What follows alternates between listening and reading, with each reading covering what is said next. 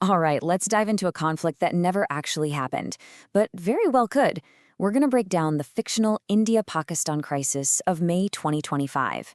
It was a war that lasted only 4 days, but it revealed some absolutely terrifying truths about modern combat, technology, and just how fragile that line is between a limited skirmish and a full-blown nuclear catastrophe. And that, right there, is the heart of this story. This conflict wasn't some sudden, out-of-the-blue disaster. No, it was a slow burn, fueled by old wounds and brand-new technology. And it was all lit by a single, brutal spark that pushed two nuclear-armed neighbors way past the point of no return. So, how did we get here? How did it all begin? The road to this war doesn't start on a battlefield. It starts in a beautiful, picturesque valley, with an attack so vicious and so calculated that it was literally designed to make a massive military response the only option. The event that lit the fuse was just an act of pure, calculated cruelty. On April 22nd, in the Bizaran Valley, a spot packed with tourists, gunmen murdered 26 civilians. But this wasn't random. Eyewitnesses said the attackers were asking people their religion before they started shooting. The victims were almost all Hindu tourists. You see, this wasn't just terrorism. It was a sectarian massacre, engineered from the start to provoke the biggest possible backlash from India. And the escalation that followed was just breathtakingly fast. The very next day, India does something nobody saw coming. It suspends the Indus Waters Treaty. This is a 65-year-old agreement on sharing water that had survived multiple actual wars. 2 days after that, Pakistan uses its veto power at the UN to protect the very group India was blaming. For India, that was it. That was the final straw. So in just over 2 weeks, we went from a terror attack to a full-scale military operation. Look, India's decision to weaponize water cannot be overstated. It was a massive escalation. Before a single shot was even fired, India went right for Pakistan's biggest vulnerability, its water supply. And this quote from Pakistan's prime minister tells you everything you need to know about how seriously they took that threat. By tearing up the treaty, India signaled that all the old rules were gone. This was something different, something much more dangerous. So, with diplomacy officially dead, the war went hot. India launched Operation Sindoor. Now, officially, it wasn't a war. It was framed as a non-escalatory counter-terror mission. But let's be real. It was a complex, coordinated, multi-front assault designed to send an incredibly powerful message. And India brought its A-game, technologically speaking. The Air Force used its best jets, the French-made Rafales. But here's the clever part. They never actually crossed into Pakistani airspace. Instead, they fired advanced Scalp cruise missiles and precision hammer bombs from a safe distance. At the same time, the army was using GPS-guided artillery and so-called kamikaze drones for super-precise strikes. This was a masterclass in modern standoff warfare. Inflict maximum damage with minimum risk to your own pilots. And you can't forget about the third front of this attack, the sea. While all the bombs were falling, the Indian Navy was playing this crucial, silent role.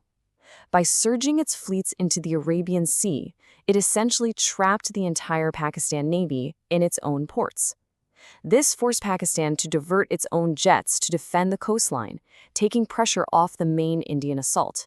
It was a textbook example of a modern, integrated military operation. So, India had landed a devastating first punch on the ground.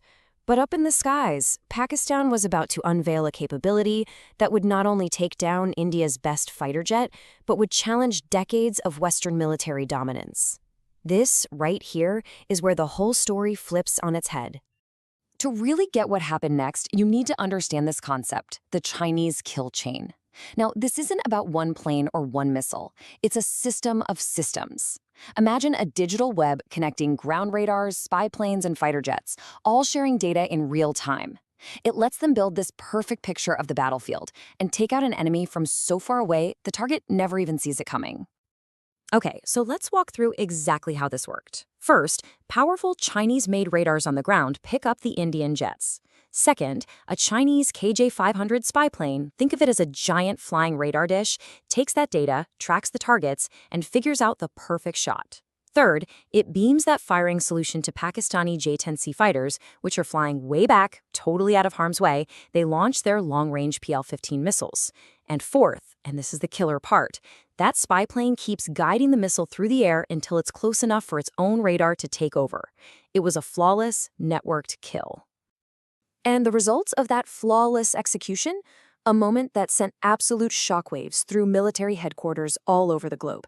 At least one, probably two of India's best jets, the French Rafale, were shot down. A Chinese jet, using a Chinese missile, guided by a Chinese network, had just defeated one of the West's premier fighters. This wasn't just a tactical win for Pakistan, it was a huge, real-world advertisement for China's defense industry, a massive wake-up call for the West. Are you preparing for competitive exams? Here's your chance to test your knowledge. Take part in our quiz on this topic and see where you stand. It's a great way to revise, practice, and boost your confidence. The quiz link is available in the comments section as well as in the description below. Don't miss it. Give it a try now. The shooting might have stopped, but believe me, the war was far from over. A whole new battle began, a battle for the truth itself. And it raises a critical question about modern conflict. Is the winner the one who wins on the battlefield, or the one who wins the story? Almost immediately, the fight shifted into the information space. Both sides launched these intense media campaigns with claims that were just wild. I mean, they couldn't possibly both be true. Pakistan painted this picture of total dominance, claiming they'd shot down up to 7 Indian jets. India countered with its own story of a smashing victory, claiming they destroyed 13 Pakistani aircraft. With no neutral boots on the ground, the truth became the first casualty. So, what really happened?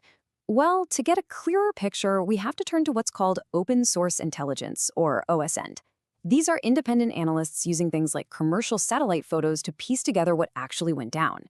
And their assessment shows that, yeah, Pakistan's claims were exaggerated.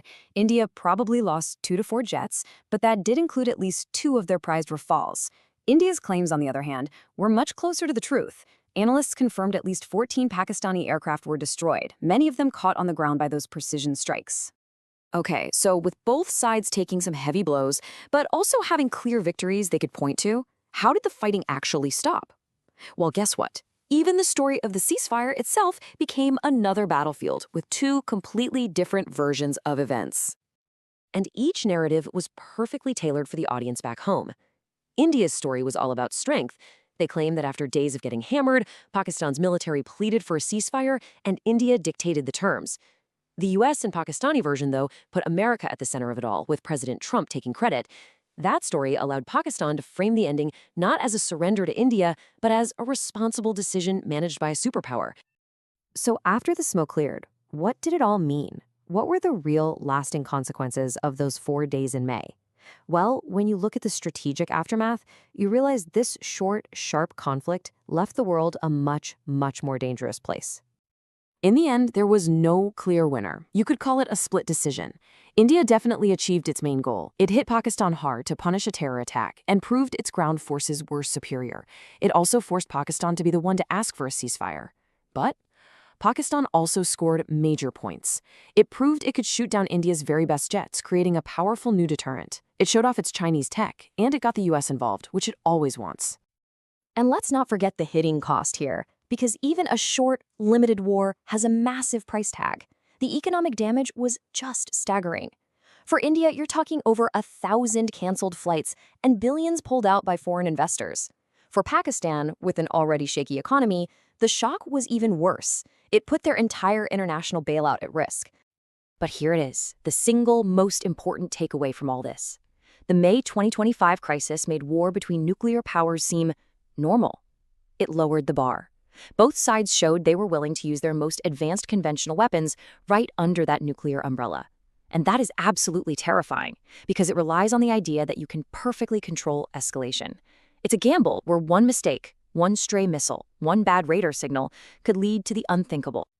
And that leaves us with a final, sobering question. This was a war where both sides could go home and declare victory. It was fought with technology that makes killing from a distance easier than ever. So when winning is just about who tells a better story, and the tools of war are more powerful and easier to use, Does that line separating a limited conflict from an all-out catastrophe become dangerously, terrifyingly thin?